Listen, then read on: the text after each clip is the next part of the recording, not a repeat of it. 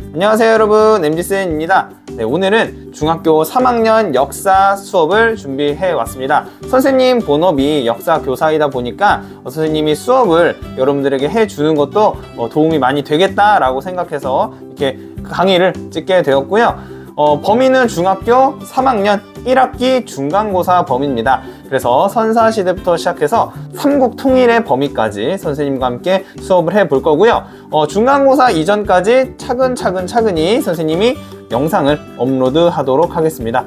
네, 선생님 원래는 이렇게 가면을 쓰고 여러분들에게 이렇게 영상으로 만나 배웠었는데요. 아무래도 강의를 하다 보니까 이렇게 종이 가면을 쓰니까 너무 답답하더라고요. 그래서 그냥 얼굴 공개하는 거는 좀 부끄럽고 이렇게 마스크를 쓰고 수업을 한다는 점에 대해서 좀 이해를 해주시면 감사하겠습니다. 네, 그러면은 바로 오늘 첫 번째 수업 주제인 우리나라의 선사 문화에 대해서 한번 같이 살펴볼 수 있도록 하겠습니다. 자, 한번 같이 보시죠. 자, 우선 오늘 우리가 배울 주제는 우리나라의 선사 문화입니다. 선사 문화라고 함은 우리가 뭐라고 할 수 있냐면 선사시대의 문화다라고 이야기를 할 수가 있어요. 여기까지 이해되죠?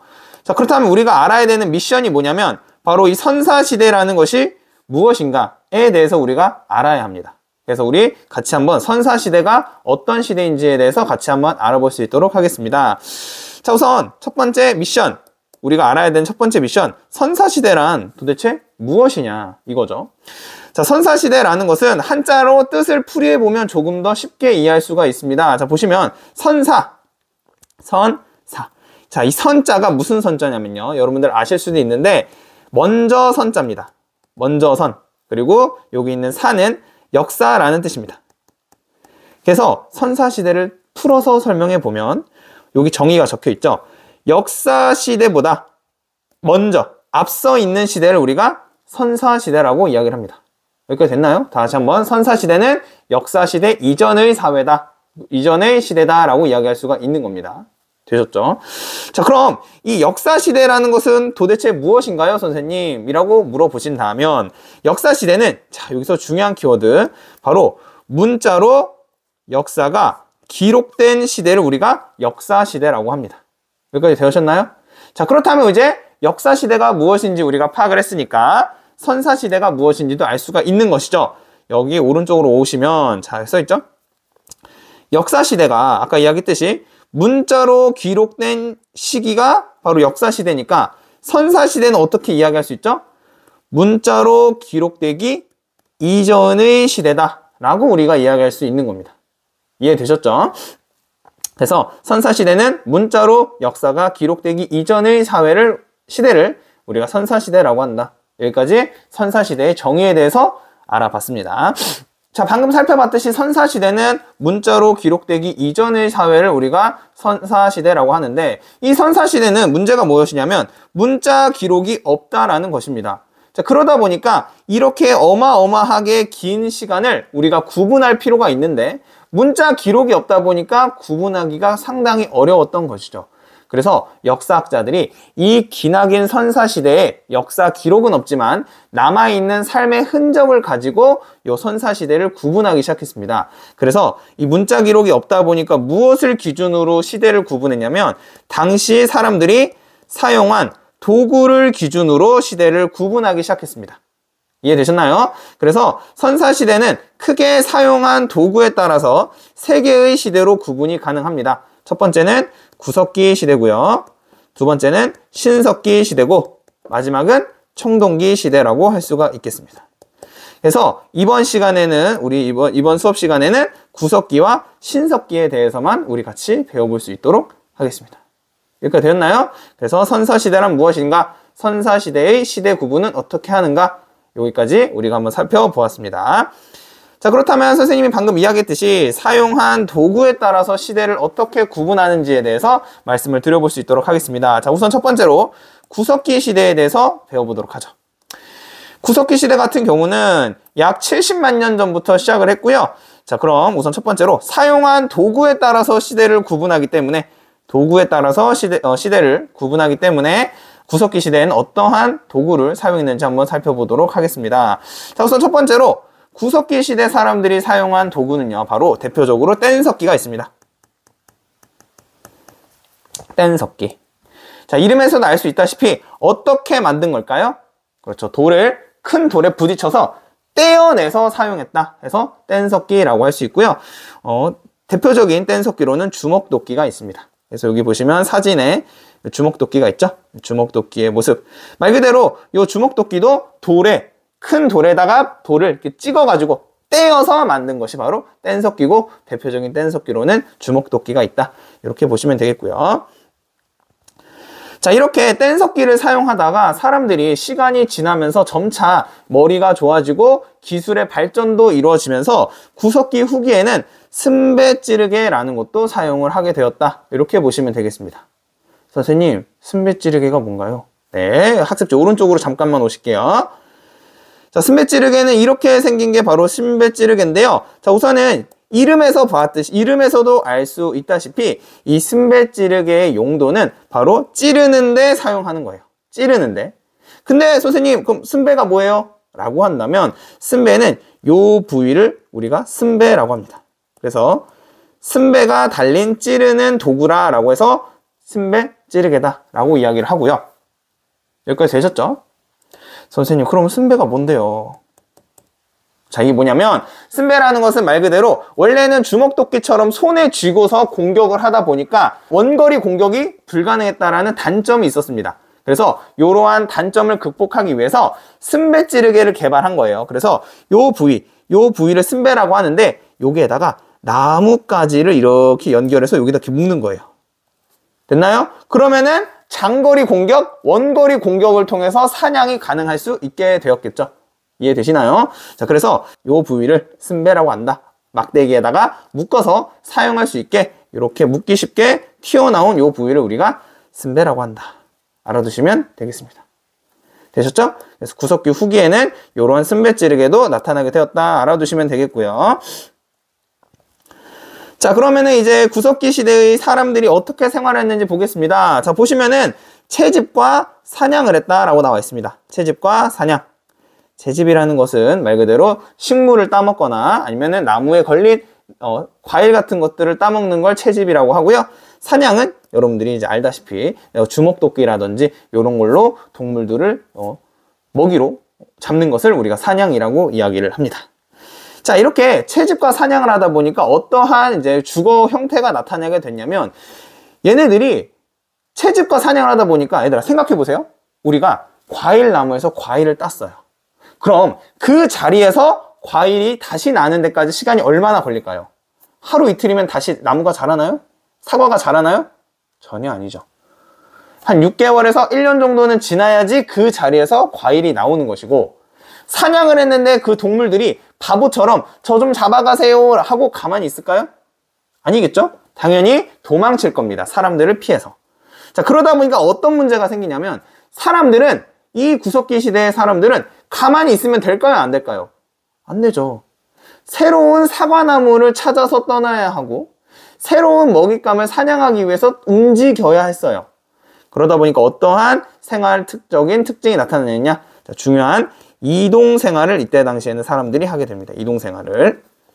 가만히 있으면 굶어 죽는 거야. 이때 당시에는. 자, 그러다 보니까 이동생활 하다 보니까 집을 이쁘게 지을 필요가 있을까요? 없을까요? 당연히 없겠죠. 그러니까 동굴, 바위 그늘 같은 곳에서 살았고, 집에서 강가 근처에 있는 막집이라고 그런 공간에서 살았다라고 우리가 할 수가 있겠습니다.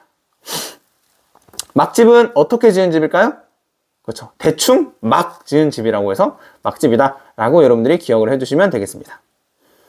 왜? 이동생활 하니까 하루 이틀 묵다가 다시 이동해야 돼. 그러니까 집을 이쁘게 지을 필요가 있겠어요? 없겠어요? 없겠죠? 그래서 막 지었다 라고 해서 막집이다, 이렇게 기억해 주시면 되겠습니다. 자, 다음으로는 신석기 시대로 한번 가보도록 하겠습니다. 신석기 시대는 기원전 1만 년경 전에 시작을 했고요. 중요한 것이 이때 당시에 빙하기가 종료됩니다. 이 빙하기가 종료되면서 어떠한 특징이 있냐면요. 자, 빙하기가 끝나고 날씨가 따뜻해지면서 작고 날랜 동물들이 굉장히 많이 생겨나게 돼요. 그러다 보니까 이 동물들을 잡기 위해서는 이제는 보다 정교하고 얘네들이 너무 빠르잖아요. 너무 빨리 도망치다 보니까 얘네들을 잡기 위해서는 굉장히 날카롭고 정교한 그런 도구가 필요했다라는 것이죠. 그래서 더 정교한 무엇이 만들어졌다? 아하, 간석기를 만들었다. 자, 돌에서 떼어낸 뭉툭한 도구가 아니라 그것을 돌에 가는 거예요.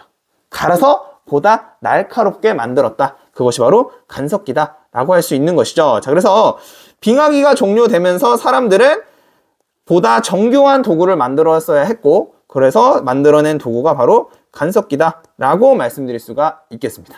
자, 그렇다면 대표적인 간석기에는 어떤 것이 있는지 한번 살펴보겠습니다. 자, 첫 번째로 갈돌이 있고요. 두 번째로 갈판이 있습니다.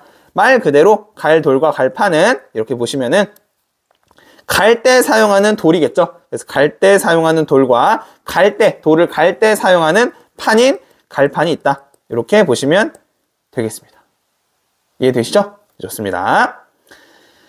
자, 뿐만 아니라 이제 이 신석기대 사람들은 이제 보면 날씨가 따뜻해졌어요. 빙하기가 종료되었다 보니까 날씨가 따뜻했어. 이제 그러니까 두꺼운 동물 가죽을 입는 것이 아니라 직접 옷을 짜서 옷을 만들었어야 했습니다. 자, 그러다 보니까 가락바퀴와 뼈바늘 같은 것들을 개발을 하고요.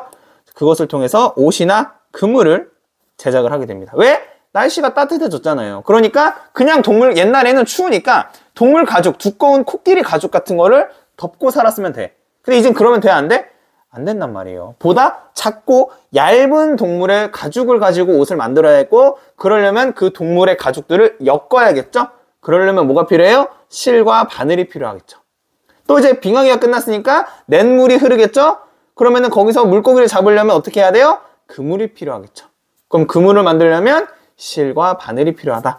그래서 뼈바늘을 이용했고요. 실을 만들 때는 가락바퀴를 사용했다 라고 보시면 되겠습니다. 그래서 이게 가락바퀴고요. 네, 그래서 이렇게 됐습니다. 자, 이렇게 날씨가 따뜻해지다 보니까 이제 사람들이 음식 생산량이 조금씩 늘어나기 시작합니다. 이제 그러다 보니까 이제 먹고 남는 음식이 생겨요. 근데 그걸 버릴 수는 없겠죠? 그래서 음식을 저장하기 위해서 토기를 만들어내게 됩니다. 그래서 신석기 시대 때 사용된 대표적인 토기로는 빗살무늬 토기가 있습니다. 빗살무늬 토기. 그래서 여기 보면 이것이 빗살무늬 토기다. 알아두시면 되겠습니다. 자, 이러한 신석기 시대 때 아까 말씀드린 대로 빙하기가 끝나다 보니까 날씨가 따뜻해요. 그러다 보니까 어떤 일이 발생하냐면 바로 농경과 목축이 이 당시에 시작이 됩니다. 농경과 목축이 시작되었다. 자, 말 그대로 빙하기가 종료됐으니까 날씨가 따뜻해졌죠? 그러다 보니까 이제는 곡식을 씹으면 이제 잘 자라게 돼요. 왜? 날씨가 따뜻해졌으니까. 또 옛날에는 동물들을 사냥했어야 됐어요. 근데 지금은 날씨가 따뜻해졌으니까 여기 보시면 울타리를 이렇게 박아요. 울타리를 이렇게 박은 다음에 여기에다가 울타리를 쳐서 요 안에 동물들을 길러도 이제 괜찮은 거예요. 쌤이 그림을 잘 못 그리는데 소입니다, 소. 길러도 돼요. 왜? 이제는 빙하기가 끝났으니까 날씨가 따뜻하단 말이에요. 옛날 빙하기 같은 경우에는 이렇게 집 앞마당에다가 이런 식으로 울타리를 쳐서 동물들을 키우면 이 동물들 그냥 죽었단 말이에요. 왜? 추우니까. 근데 이제는 날씨가 따뜻해졌죠? 빙하기가 끝났죠? 그러니까 집 앞마당에다가 울타리를 쳐놓고 거기에 동물을 키워도 얼어 죽지 않고 잘 자란다는 겁니다. 자, 근데 이것이 굉장히 중요한데요. 농경과 목축이 시작되었다는 것이 굉장히 중요한데 이로 인해서 사람들의 삶, 이때 당시 신석기 시대 사람들의 삶이 크게 바뀌게 됩니다. 어떻게 바뀌었느냐? 바로 구석기 시대 사람들은 이동생활을 했어요. 먹고 살기 위해서. 근데 이제는 내 집 앞에 농사를 지을 수 있고 내 집 앞에서 동물들을 길러서 먹을 수가 있습니다. 그러다 보니까 어떤 삶으로 바뀌게 되었느냐? 바로 정착한 곳에 정지해서 가족들과 함께 사는 정착 생활을 시작하게 되었다. 언제부터? 신석기 시대부터. 여러분들 이렇게 이해하시면 되겠습니다.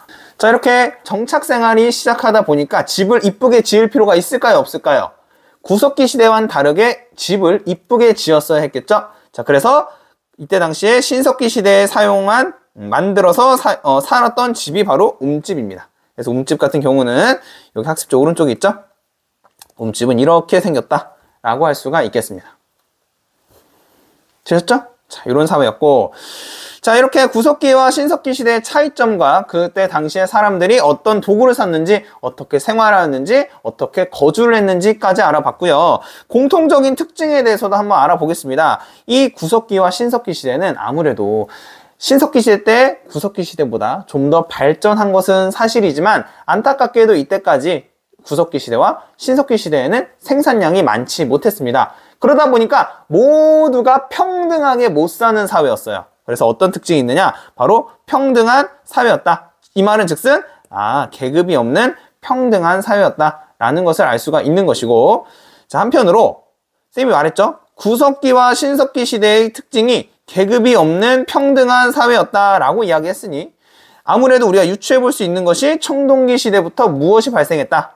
그렇죠? 계급이라는 것이 이때부터 발생했다는 것도 어림짐작할 수 있다. 이렇게 말씀드릴 수가 있겠습니다.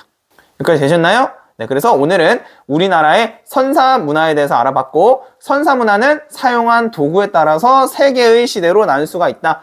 구석기, 신석기, 청동기 이렇게 세 개로 나눌 수가 있고, 오늘은 그 중에서도 구석기 시와 신석기 시대에 대해서 알아봤습니다. 네, 다음 시간에는요, 바로 청동기 시대와 그 청동기 문화를 바탕으로 탄생한 우리 민족 최초의 국가인 고조선에 대해서 알아볼 수 있도록 하겠습니다. 그럼 모두 안녕!